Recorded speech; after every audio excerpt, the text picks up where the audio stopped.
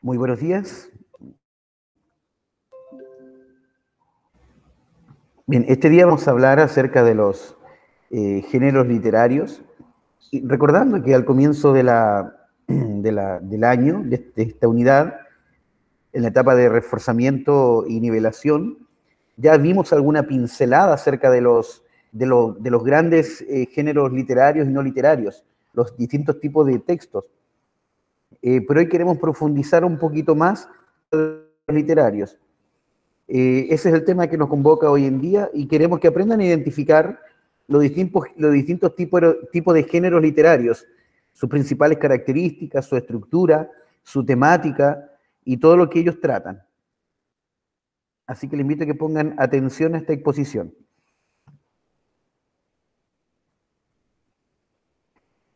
Cuando hablamos de géneros literarios, recuerden que su principal objetivo es entretener o su objetivo es meramente recreativo. Siempre cuando hablamos de géneros literarios, su propósito es recreativo y por lo tanto su objetivo es entretener. Entonces, los géneros literarios son cada una de las clases o distintos grupos en que se dividen las obras literarias, de acuerdo a su contenido y estructura. ¿Cómo sabemos cuándo una obra es literaria? Es porque hacíamos la clasificación al comienzo de la unidad, que existen dos grandes tipos de textos, los literarios y los no literarios. Los no literarios son los que tienen algún sentido para la vida real, la vida cotidiana. Los no literarios, perdón, los literarios son aquellos que tienen una función de simplemente entretener o tienen un propósito recreativo, meramente recreativo, y no tienen una implicancia necesaria en la vida real.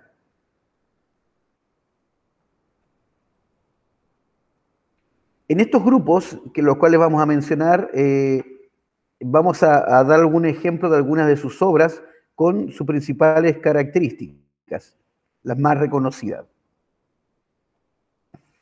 Vamos a hablar de tres grandes grupos de géneros literarios. El género narrativo, por una parte, el género lírico y el género dramático. Vamos a ver en detalle cada uno de ellos. El género lírico, con el cual vamos a comenzar, debemos tener en cuenta que tiene que ver con la expresión donde el poeta, siempre vamos a hablar de dos planos.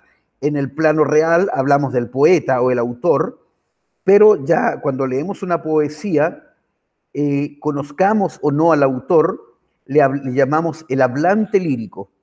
Pero el poeta, le vamos a llamar así para este efecto, expresa sentimientos y emociones, por lo tanto tiene una función del lenguaje emotiva porque expresa su internalidad, expresa sus emociones, sus sentimientos, sus expresiones personales, subjetivas, por cierto, porque tiene que ver con su apreciación, cómo él siente, cuáles son las emociones que él quiere plasmar en el poema. Y por lo tanto, el lenguaje que emplea es un lenguaje connotativo o un lenguaje literario. Es decir, lo que expresan las palabras no necesariamente es todo el sentido de lo que quiere comunicar el hablante o el autor en este caso, sino que tiene un sentido mucho más amplio que lo que denota las palabras o el sentido de las palabras en sí. Una de sus características más fácil de identificar es porque está escrita en verso y tiene un lenguaje más embellecido, enriquecido con figuras literarias, entre otras cosas. Y está hecho para que pueda leerse o para que se pueda recitar. Pero principalmente es subjetivo porque plasma las emociones y sentimientos del poeta.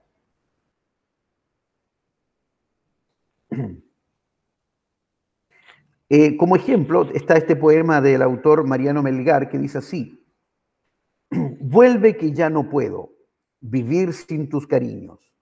Vuelve mi palomita, vuelve a tu dulce nido. Mira que hay cazadores que con intento inicuo te pondrán sus redes, mortales atractivos, y cuando te hagan presa te darán cruel martirio. No sea que te casen, huye tanto peligro. Vuelve mi palomita, vuelve a tu dulce nido.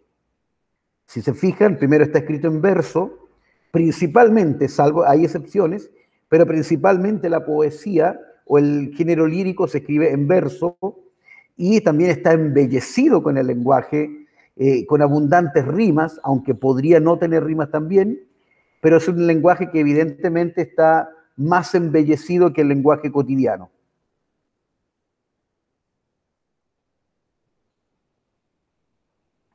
Algunas de las obras que pertenecen a este género son las canciones que están hechas, están escritas también en verso, tienen una métrica, la gran mayoría de las canciones también tienen una rima.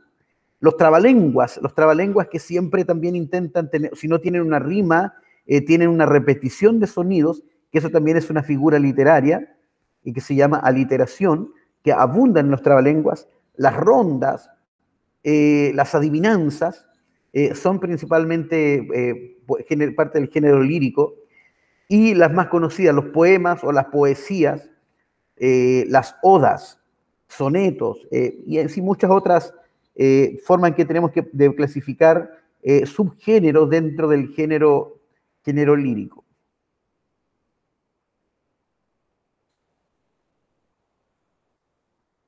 También tenemos el género narrativo. El género narrativo en sí es fácil de identificar, porque el género narrativo siempre busca, perdón, me adelanté, se me pierde el cursor, ahí está. El género narrativo siempre busca el poder contar una historia. Siempre su objetivo es relatar sucesos, pueden ser reales o imaginarios. Aunque sea una historia que pueda estar sustentada en la vida real, aún así siempre hablamos de que son hechos principalmente imaginarios, a la hora que está dispuesta en el género narrativo, a la hora que está dispuesta como narración, ya entra también en un plano imaginario, aunque esté sustentado en hechos reales. Y por lo tanto está realizado, todos estos sucesos o hechos que ocurren, están realizados por personajes que están en un tiempo y un espacio determinados. Siempre los personajes están limitados, siempre vamos a hablar de un tiempo, hay un tiempo real, un tiempo en que transcurre la historia y también un tiempo del relato, pues podemos contar la historia desde el principio, desde la mitad, o podemos partir, como decimos popularmente, de atrás para adelante. Entonces hay un tiempo de la historia y un tiempo del relato que puede ser distinto. Y también ocurre en un espacio determinado, tanto un espacio físico, en un edificio, en una ciudad, en un colegio, puede ser un espacio social, en una determinada familia, hechos que ocurren en una determinada familia, como también puede ser el espacio psicológico, el estado emocional que tienen los personajes, también se puede determinar como un espacio. Siempre en el género narrativo, siempre hay un narrador, siempre hay alguien que cuenta una historia. Y mayormente la narración está escrita en prosa, es decir, se escribe de manera continua, a diferencia del verso. Y la función del lenguaje siempre es referencial, pues, valga la redundancia, hace referencia a personajes, a algo o a alguien. Y está hecho también para ser leída o para poder contar historias. Dentro de los subgéneros están las novelas, que es fácil identificar porque las novelas son libros de muchas páginas, que tienen una historia muy compleja. Entonces se cuentan historias, relatos, pero siempre está dispuesta en libros muy grandes. Llámese El Quijote de la Mancha, El Conde de Montecristo, y como el ejemplo que está aquí, Las Mil y Una Noches, entre otros. También están los cuentos, que a diferencia de las novelas también es una narración, pero que tiene mucho menos personajes y es un cuento mucho más breve. Cuando hablamos de un relato breve, principalmente hablamos de un cuento que no necesita dejar una enseñanza o moraleja. También existen los microcuentos, que así como los cuentos son relatos breves, el microcuento es un relato mucho más breve. Un chiste, por ejemplo, puede ser un microcuento. También tenemos las fábulas. Las fábulas, que es un cuento breve, principalmente protagonizado por animales que se personifican, animales u objetos inanimados que se personifican principalmente, y la particularidad es que siempre deja una enseñanza, o también conocida como moraleja. Otro género que también puede ser similar es la parábola, que también pueden ser relatos breves, que también portan una enseñanza, pero son relatos de la vida cotidiana. También están los grandes relatos de la antigüedad como leyendas, las leyendas que se sustentan una parte en la realidad, pero con el tiempo en la tradición oral ha ido teniendo ciertas deformaciones y en la cual le dan características legendarias y por lo tanto son personajes reales que con el tiempo van teniendo ciertos atributos producto de la tradición oral. Y también están los mitos, cuyo fácil identificar porque los mitos tienen personajes que tienen relación con las divinidades, los dioses, los príncipes, los reyes, los semidioses, personajes mitológicos como unicornios, pegasos, entre otros, centauros. Y también existen las epopeyas, que son historias de las hazañas de los grandes héroes de una nación. Esos también se conocen como epopeyas. Como ejemplo, este texto, un cuento breve de Pedro Páramo, o sea, perdón, de Juan Rulfo, que se llama Pedro Páramo, dice más o menos así: todo esto que sucede es por mi culpa, el temor de ofender a quienes me sostienen, porque esta es la verdad. Ellos me dan mi mantenimiento, de los pobres no consigo nada, las oraciones no llenan el estómago. Es mi culpa, he traicionado a aquellos que me quieren y que me han dado su fe. Ahí quien habla es Pedro Páramo, personaje del autor Juan Rulfo. Otro relato. La mañana del 4 de octubre, Gregorio Olías se levantó más temprano de lo habitual. Había pasado una noche confusa y hacia el amanecer creyó soñar que un mensajero con antorcha se asomaba a la puerta para anunciarle que el día de la desgracia había llegado al fin. Entonces, fijan, breves relatos que nos sirven para poder demostrar que es una narración. El tercer género que vamos a visualizar es el género dramático. El género dramático tiene como objetivo ser representado en un escenario. Está formado por las acciones de uno o más personajes. El texto se compone de diálogo directo y acotaciones, es decir, no hay un narrador que nos vaya contando o introduciendo la historia, sino que la historia la debemos conocer a partir de lo que dicen los personajes. Básicamente, siempre tomo como ejemplo esto, que es como una conversación en la cual uno ha llegado tarde, uno tiene que ir más atrás y a partir del diálogo que ocurre en un WhatsApp, uno puede descubrir cuál es el tema de que estamos hablando. De la misma manera, el texto de género dramático se puede reconocer solo por el diálogo de los personajes. A partir del diálogo. Nunca hay un narrador que nos introduzca la historia. Hay acotaciones que nos sirven para, como esto debe ser representado en un escenario, nos sirven para poder tener ciertas características, ciertos atributos o cuáles son las acciones que debe tomar ciertos personajes, que eso no se lee, sino que son indicaciones para ser representados en un escenario. La función del lenguaje que predomina es la apelativa, porque lo que busca el texto dramático es que, en este caso, el oyente, aquel que presencia una obra dramática o que lee una obra dramática, pueda reaccionar frente a él. Y por lo tanto son obras que se pueden servir para leer, aunque principalmente está hecha para ser representada ante un público. Aunque son géneros distintos, está hecho para que sea una obra teatral, aunque el teatro es otro género, o es otra categoría. Una obra de teatro, por ejemplo, de Yerma y Juan, Yerma dice, Juan, ¿me oyes? Juan. Juan dice, voy. Yerma dice, ya es la hora. Y Juan responde, ¿pasaron las yuntas? Yerma dice, ya pasaron todas. Y Juan, hasta luego.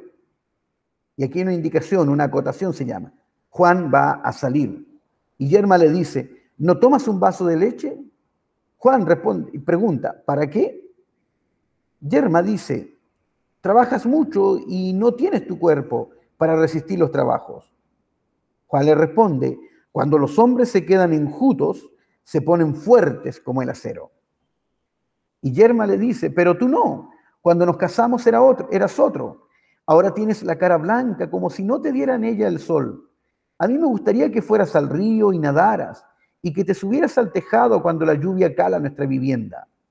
24 meses llevamos casados y tú cada vez más triste, más enjuto, como si crecieras al revés. Y Juan le responde con una pregunta, ¿has acabado? Y Yerma le dice, una indicación aquí, levantándose, no lo tomes a mal, si yo estuviera enferma, me gustaría que tú me cuidases. Mi mujer está enferma, voy a matar a este cordero para hacer un buen guiso de carne. Mi mujer está enferma, voy a guardar esta enjundia de gallina para aliviar su pecho. Voy a llevarle esta piel de oveja para guardar sus pieles de nieve, de la nieve. Así soy yo, por eso te cuido. Y Juan le dice finalmente, y yo te lo agradezco. Si se fijan, esta es una obra en la cual los personajes van estableciendo un diálogo y si queremos conocer la historia, debemos conocer bien cómo son los personajes y qué es lo que dice cada personaje, con las indicaciones respectivas para ser representadas en un escenario. Dentro del género dramático tenemos tres grandes subgéneros. Por una parte, y el primero fue la tragedia, que tenía un lenguaje mucho más complicado, porque la tragedia fue hecha para los intelectuales de Grecia, para los sacerdotes, para reflexionar sobre los grandes temas. Entonces, dentro de los grandes temas era la muerte, el destino, entre otras cosas, y por lo tanto, como era el lenguaje tan complejo, principalmente en una tragedia, el protagonista terminaba siendo vencido, porque en el género dramático siempre hay dos fuerzas que luchan, el protagonista y el antagonista, que son dos fuerzas que luchan, pero principalmente en la tragedia el protagonista es vencido por el antagonista, en este caso, por la fuerza antagonista.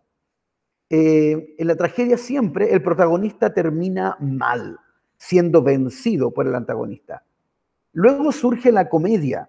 La comedia tenía un diálogo mucho más relajado para que cualquier persona la pudiera entender, a diferencia de la tragedia, que la tragedia era un lenguaje mucho más complejo. En la comedia era para que cualquier persona lo pueda entender y de la misma manera lo que cambia es que el protagonista siempre termina siendo el vencedor. Dentro de las fuerzas que luchan, el protagonista siempre vence al antagonista. Y esto implica de que para que sea mucho más ameno, se fue relajando el lenguaje, haciendo cada vez menos complejo y además se le agregan pequeños diálogos humorísticos. Y eso le hace mucho más accesible para cualquier persona. Y luego con el tiempo se crearon las tragicomedias, o también conocidas como dramas, que entremezclan ciertos elementos.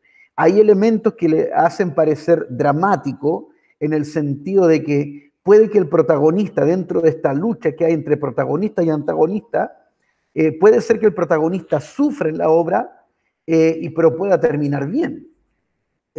O al revés, el protagonista también puede terminar mal, pero dentro del diálogo pueden haber incluso diálogos humorísticos.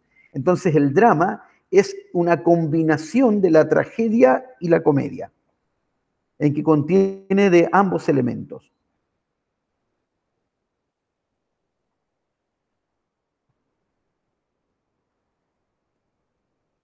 Así que, bueno, en virtud de esto, queridos estudiantes, les invito a que puedan proseguir completando la guía, con la cual se ha sido entregada y que se adjunta con el video. y el video simplemente para poder explicar buena parte del contenido de la guía. Así que ahora le invito a desarrollar la actividad, esperando que este video les haya sido útil para poder desarrollar la guía y generar también comprensión y conocimiento. Así que muchas gracias por su atención.